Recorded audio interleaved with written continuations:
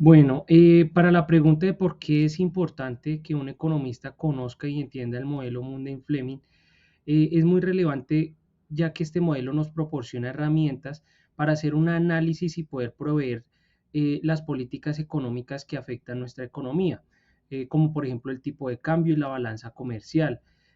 Sobre todo hay que tener en cuenta en un contexto de economía abierta, en donde la globalización es algo imperante que se está presentando sobre todo en nuestro país y en otros muchos. También es relevante para poder tomar decisiones de políticas públicas y cómo se gestiona la economía. De esta manera, pues el economista va a poder tener herramientas que le permitan hacer análisis un poco más profundos y poder tomar decisiones más informadas que repercutan en el crecimiento económico o que permitan también acelerar y poder salir de los ciclos económicos en los cuales podemos estar presentes en algún momento. Bueno, dentro de la política monetaria con un tipo de cambio fijo, vamos a observar de primera mano cuando estas políticas son expansivistas. Allí vemos que el consumo, la inversión y las exportaciones se tienden a estimular y a fomentar, en donde además las importaciones se desincentivan por la sobrevaloración que existe sobre la moneda y el flujo de capital local y el flujo de capital extranjero se genera con mayor auge gracias a las tasas de interés más altas. En conclusión, esta situación sobre la economía estimula el crecimiento económico, pero a su vez existe el riesgo del aumento en la inflación. Por otro lado, la política monetaria restrictiva en la variable de consumo, inversión y exportaciones se desincentivan y se reducen por la sobrevaloración de la moneda, pero se intenta fomentar las importaciones. ¿Sí? La salida de capital, tanto de flujo de capital local como externo, se reduce por las tasas de interés muy bajas. Y esto concluye en controlar la inflación y mantener la estabilidad económica, pero a su vez existe el riesgo de desacelerar el crecimiento económico. Dentro de la política monetaria con un tipo de cambio flexible, vamos a encontrar la política monetaria expansivista, en donde el consumo se debe estimular, al igual que la inversión, pero las exportaciones tienen una debilidad por la depreciación de la moneda. Las importaciones, por otro lado, aumentan por esa misma depreciación y el flujo de capital local sale por las tasas de interés muy bajas, pero el flujo de capital externo o extranjero sube por las tasas de interés más altas. En conclusión, se podría estimular pues el crecimiento económico, pero a su vez existe un gran riesgo del aumento en la inflación y la volatilidad cambiaria. Por otro lado, en una política monetaria restrictiva, el consumo y la inversión se reducen, pero se fortalecen las exportaciones por la apreciación de la moneda.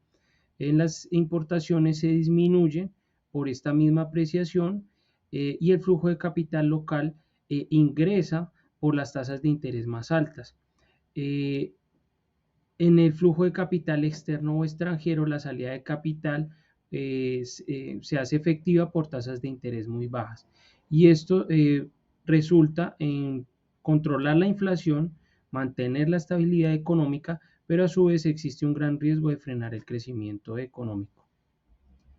Dentro de la política fiscal con un tipo de cambio fijo, en la política fiscal expansivista, el consumo se aumenta, el gasto público y o también se pueden reducir los impuestos para estimular ese consumo.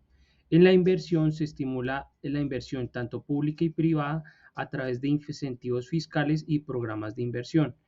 Eh, lo que son importaciones y exportaciones en esta política fiscal no es un tema de gran relevancia, pero el flujo de capital local se presentan incentivos para atraer inversión o también repatriar capitales que están en el extranjero.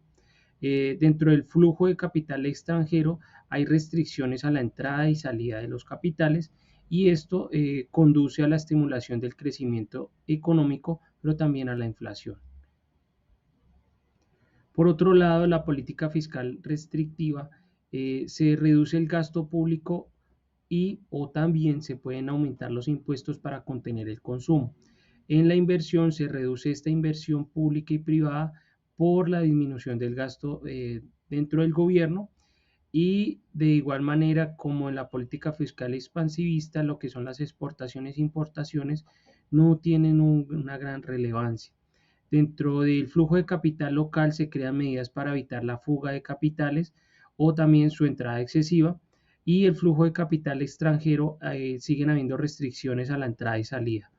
Esto concluye en la reducción del crecimiento económico, pero se controla muy bien la inflación.